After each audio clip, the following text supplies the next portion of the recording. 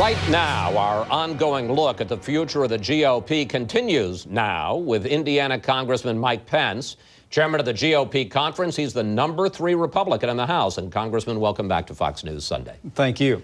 Let's start with the economy and some recent signs of progress. Let's put them up on the screen. The economy was down only 1% last quarter after a 6.4% drop the prior 3 months. New home sales soared 11% in June, and the stock market had its best month in 7 years. Congressman, isn't the recession leveling off, and doesn't President Obama deserve some credit? Well, let me say I hope the recession is leveling off. Slowing the rate of descent is encouraging, I'm sure, to millions of Americans. But I really believe that it's in spite of the prescriptions of Washington, D.C., Chris. I mean, this so-called stimulus bill that was passed last February. We've lost 2 million jobs since the stimulus bill was passed. And I think what we're seeing in the economy now is the inherent resilience of the American economy and the American people. And while those numbers are encouraging, what we ought to be doing is pursuing the kind of broad-based prescription for recovery and stimulating this economy that has always worked, which is fiscal discipline in Washington, D.C., and tax relief for working families, small businesses, and family farms. All right, let's look at the stimulus bill, which you voted against. The Democratic National Committee, as I'm sure you know, is running a radio ad in Indiana in which they note that the stimulus package is funding public works projects across the state and in your home district. Let's listen. These projects are creating and saving jobs and boosting our economy. So when you see that sign that says this project funded by the American Recovery and Reinvestment Act, you can say no thanks to Mike Pence.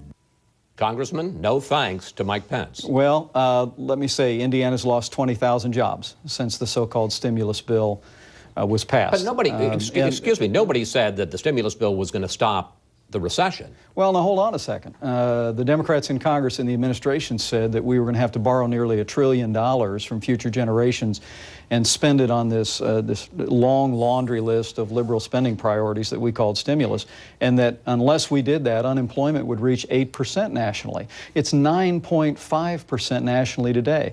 In my beloved Indiana, it's 10.7% and still rising, Chris. I mean, the reality is that borrowing $1 trillion from future generations of Americans and spreading it around the economy is going to have some catalytic effect in the economy in the short term. But again, it's no substitute for fiscal discipline in Washington, D.C., and tax relief across the board for working families and small businesses. But I want to ask you about another report, and we're going to put it up on the screen. More than 2,400 people are now at work on federal stimulus-funded roadway projects in Indiana.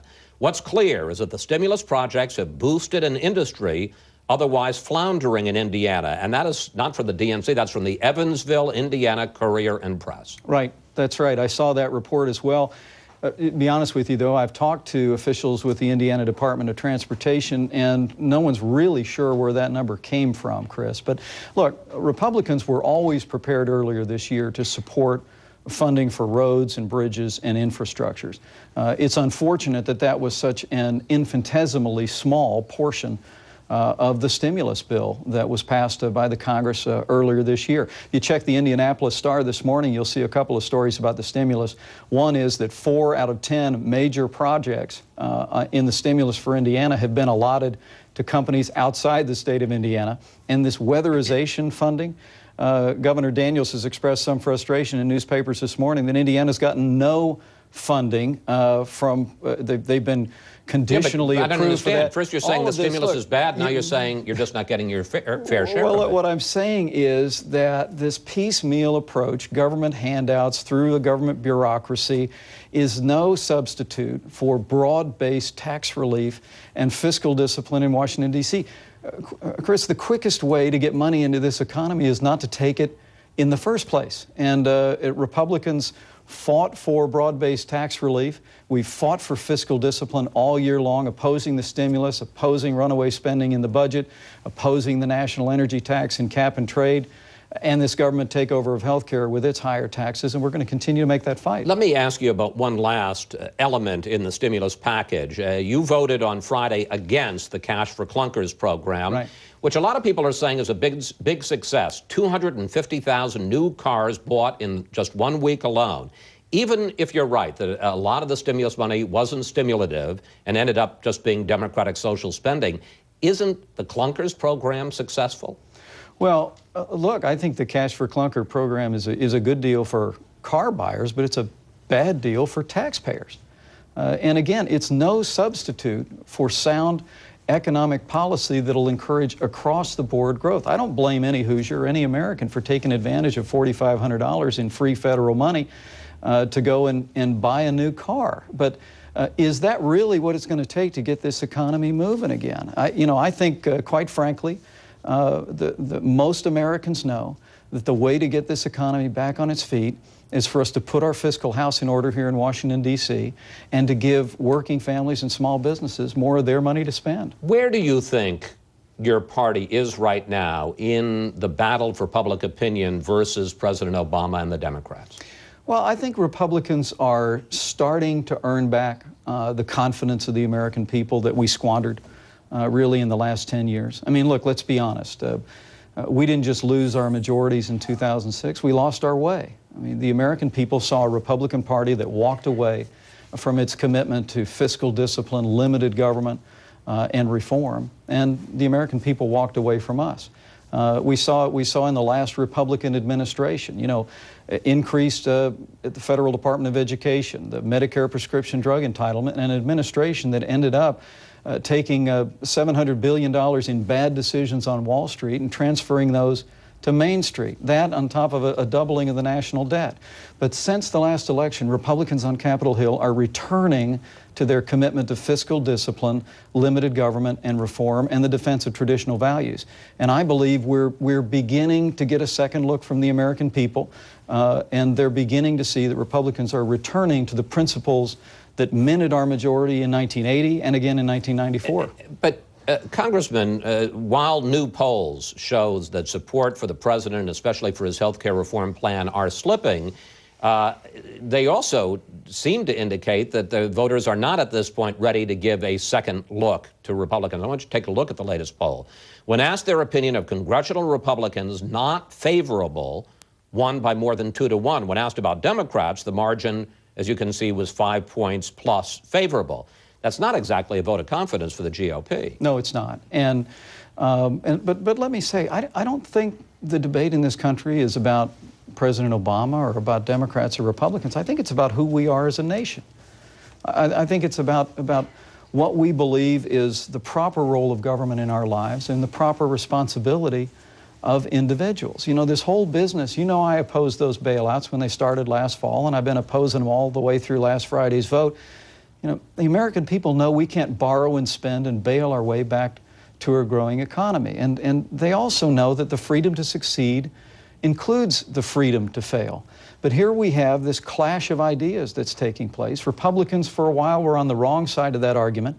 We've gotten back on the side of fiscal responsibility, personal responsibility, limited government. And I think as we continue to fight consistently on Capitol Hill and take our message to the American people are going to come back to us. How important do you think this August recess is in shaping public opinion over health care reform? Well, I think it's enormously important, but I bristle at the suggestion that anyone from Washington will shape public opinion about No, I'm actually talking more about the role that the voters are going to play as members of Congress go back to their home districts. Yeah, I always will remind folks here on Capitol Hill that there's somebody who sits at the table that usually gets left out of conversations in Washington, and that is the American people. I think the American people have a very strong idea that we ought to lower the cost of health insurance for families and businesses, that we ought to lower the cost of health care. But the American people oppose a government takeover of health insurance, and they know if the Democrats and the administration get their way and create a new government-run plan, tens of millions of Americans will lose their health insurance. My bet is, Chris, that as Republicans and Democrats fan out across this country in the next month, they're going to hear from the American people that they want modest and responsible health care reform that lowers the cost of insurance and health care, but they don't want a government takeover. And hopefully that'll set the stage for some modest but responsible reforms in a bipartisan way this fall. One last question I want to get into with you. 9 days ago, you headlined a GOP picnic, and there's a picture of it, in Iowa, which of course just happens to hold the first presidential contest in 2012. I know you say that you were there just to help out a friend who's a member of Congress, but you are not flatly ruling out a run for president in 2012.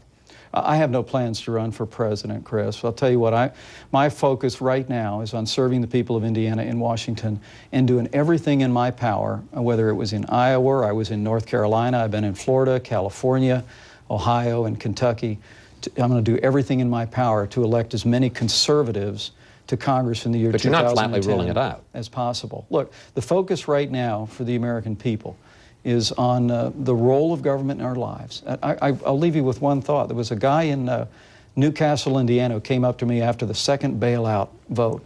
He had lost his job the day before, and he walked up to me. He said, "Congressman," he said, "I lost my job yesterday, but I wanted to thank you for voting against that bailout, because I can get another job, but I can't get another country."